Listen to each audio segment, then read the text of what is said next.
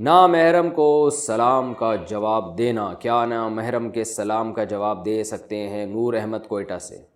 جی، نامحرم بھی مسلمان ہی ہوتی ہے یا ہوتا ہے، تو اس اگر سلام کرے تو اس کا جواب دے دینا چاہیے، بس جواب پر اکتفا کریں اور پتلی گلی سے آگے نکل جائیں۔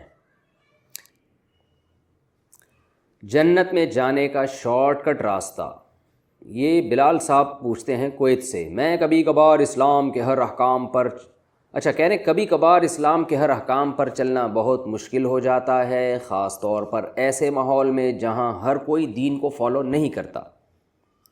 تو جس طرح کسی امتحان مشکل میں ہم پاسنگ مارکس کے لیے اسٹڈی کر لیتے ہیں اور اس سے پاس ہو جاتے ہیں، تو کیا اسلام میں ایسے کون سے اعمال ہیں کہ اگر ہم منیمم کر لیں تو امید ہے کہ جنت میں جانے کے لیے پاسنگ مارکس ہی مل جائیں؟ بلال صاحب کویت سے۔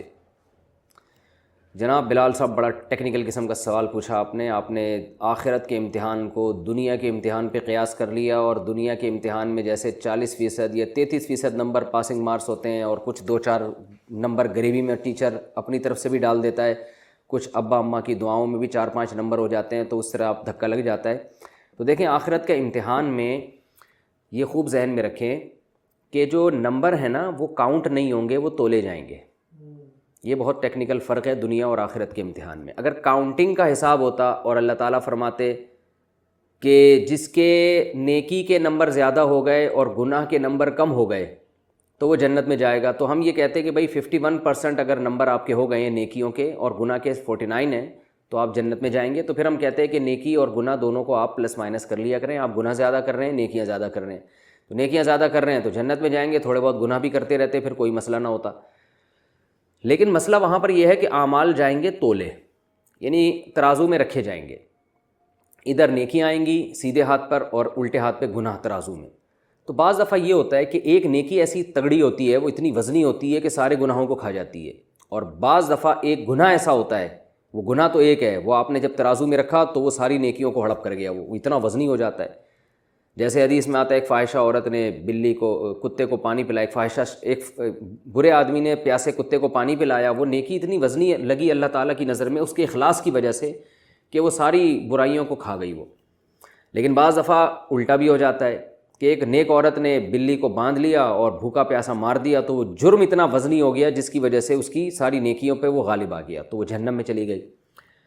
تو اب ہمیں نہیں پتہ کون سی نیکی کا وزن بہت زیادہ ہے، کون سے گناہ کا وزن بہت زیادہ ہے، تو ہم نے ہر گناہ سے بچنا ہے اور اپنے اعمال میں زیادہ سے زیادہ نیکیوں کو ہم نے جمع کرنا ہے، کسی نیکی کو ہم نے حقیر نہیں سمجھنا۔ تو یہ کام پوری زندگی کا ہے، کوئی لگا بندہ ایسا نہیں ہے کہ آپ کو ہم یوں کہہ دیں یا قرآن و سنت نے بتا دی یہ کر لو تو بس جنت میں چلے جاؤ گے، نہ نہ نہ نہ نہ۔ آپ نے اصول اور ضابطہ جو قرآن نے بتایا ہے وہ یہ ہے، ان تجتنبوا کبائر ما تنہون عنہ نکفر عنکم سیئاتکم، اللہ فرماتے ہیں جن کبیرہ گناہوں سے ہم نے تمہیں بچنے کا حکم دیا ہے ان سے بچ جاؤ، بس صغیرہ اور چھوٹی موٹی خطائیں ہم معاف کر دیں گے۔ تو کبیرہ گناہوں سے بچنا بہرحال ضروری ہے، اور فرائض اور واجبات پورے کرنا بھی بہرحال ضروری ہے۔ علماء کہتے ہیں آپ فرائض پورے کر لیں، واجبات اور سنت مؤکدہ ان کو پورا کر لیں آپ، اور نوافل بے شک چھوڑ دیں آپ۔ باقی نوافل اپنے اعمال میں آپ جمع کرتے رہیں تاکہ گناہوں کا پلڑا اگر بھاری ہونے لگا تو کچھ نوافل کام آ جائیں اور یہ نیکی کے پلڑے کو جھکا دیں تو بہت اچھی بات ہے۔ لیکن اصول یہ ہے کہ جو فرائض واجبات اور سنت مؤکدہ کو پورا کرے گا اور کبیرہ گناہوں سے بچے گا تو پھر اللہ کا وعدہ ہے کہ میں اس کو جنت میں داخل کروں گا۔ پھر ایسا نہیں ہو سکتا کہ اللہ خام خام ایک چھوٹے سے گناہ کو وزن دے کے اور اتنا وزنی بنا دے کہ اس کی ساری نیکیوں کو کھا جائے۔ وزنی جو بنتا ہے وہ کبیرہ گناہ بنتا ہے، صغیرہ نہیں بنتا۔ تو صغیرہ اگر کبھی کبھار ہو جائے تو اتنے گھبرانے کی بات نہیں ہے، ہاں صغیرہ کا اصرار کرنا، اس کو بار بار بار بار بار بار کرتے رہنا تو وہ بھی کبیرہ بن جاتا ہے۔ جیسے بد نظری کرنا یہ صغیرہ گناہ ہے، کبھی کبھار ہو گئی توبہ استغفار کر لے انسان، لیکن لوگ چھوڑتے نہیں ہیں، جو اس کے عادی ہیں وہ کرتے ہی رہتے ہیں، تو یہ صغیرہ ہونے کے باوجود یہ کبیرہ بن جاتا ہے۔ زنا کرنا تو کبیرہ گناہ ہے اور بد نظری کرنا یہ صغیرہ گناہ ہے، لیکن بد نظری کی لت پڑ جائے، عادت پڑ جائے تو یہ بھی کبیرہ بن جاتی ہے پھر۔ تو اسی طرح ایسا جھوٹ بولنا جس میں آپ نے کسی کو لڑوا دیا، کسی کو پیسے کا نقصان پہنچا دیا تو یہ کبیرہ گناہ ہے، لیکن ایک چھوٹا موٹا کوئی جھوٹ بول دیتا ہے انسان، تھوڑی سی ٹوپی کرا دیتا ہے کسی موقع پہ، یہ صغیرہ گناہ ہے، کبھی کبھار ہو گیا تو یہ صغیرہ گناہ نمازوں سے معاف ہو جاتا ہے، روزوں سے معاف ہو جاتا ہے یہ، لیکن کسی کو نقصان پہنچا رہے ہیں آپ اس جھوٹ کے ذریعے تو یہ کبیرہ میں ہے۔ تو جھوٹ جب صغیرہ ہو وہ بھی اگر بار بار ہوگا تو وہ بھی کبیرہ بن جائے گا۔ تو اس لیے ہم نے ہر گناہ سے بچنے کی کوشش کرنی ہے اور ہر فرض و واجب کو ہم نے پورا کرنے کی کوشش کرنی ہے۔ تو جو اس ٹریک پر زندگی گزارے گا وہ انشاءاللہ جنت میں جائے گا، اللہ کا اس سے وعدہ ہے۔ جو ایک بھی کبیرہ گناہ کرتا ہے نا اور سچی پکی توبہ کے بغیر وہ مر گیا تو بخشش کا اللہ کا وعدہ نہیں ہے۔ عین ممکن ہے یہ ایک کبیرہ گناہ اس کو لے ڈوبے، تو وعدہ نہیں ہے اللہ کا۔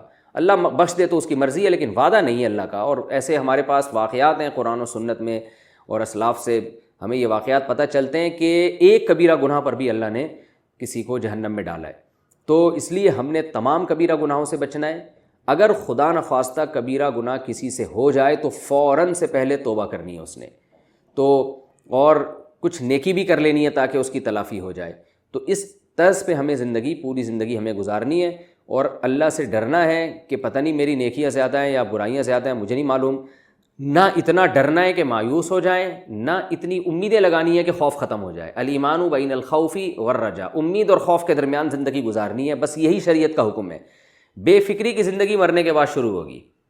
مرنے کے بعد اگر آپ کو اللہ نے اچھا ٹھکانہ دے دیا تو اب بے فکر ہو جائیں، مرنے سے پہلے کسی کو کچھ نہیں پتہ کیا ہونے والا ہے، اس لیے کرتے کرتے ڈرنا ہے اور ڈرتے ڈرتے کرنا ہے۔ تو اعمال میں ہم اس طرح سے جڑے رہیں گے۔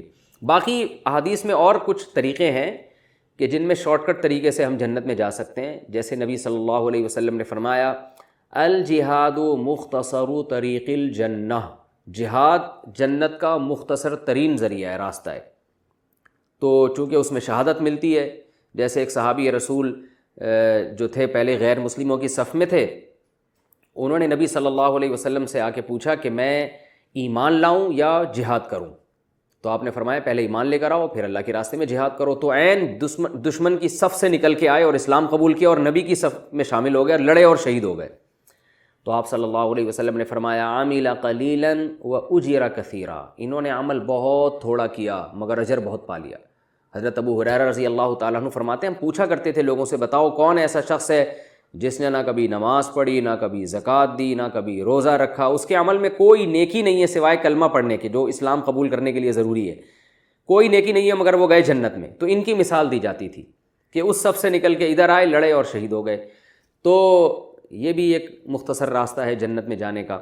لیکن شہید ہونے کے لیے بھی اگر کوئی اللہ کی راہ میں جاتا ہے تو اس کو بھی گناہ کرنے کی پھر بھی اجازت نہیں ہے، یعنی اس بیس پہ یہ نہیں کہا جا سکتا کہ چونکہ یہ تو شہادت کے لیے تڑپ رہا ہے لہذا اب اس کے لیے گناہ حلال ہو گیا۔ تو گناہ سے تو شہید نے بھی بچنا ہے جس کا شہید ہونے کا یا جہاد کرنے کا پروگرام ہو۔ لیکن ایک بات ہے کہ شہادت بہرحال گناہوں کی معافی کا ایک بہت بڑا ذریعہ ہے، اللہ کی راہ میں شہید ہونا یہ گناہوں کی معافی کا ایک بہت بڑا ذریعہ ہے۔ تو یہ نبی صلی اللہ علیہ وسلم نے جہاد کو مختصر راستہ قرار دیا ہے جنت میں جانے کا۔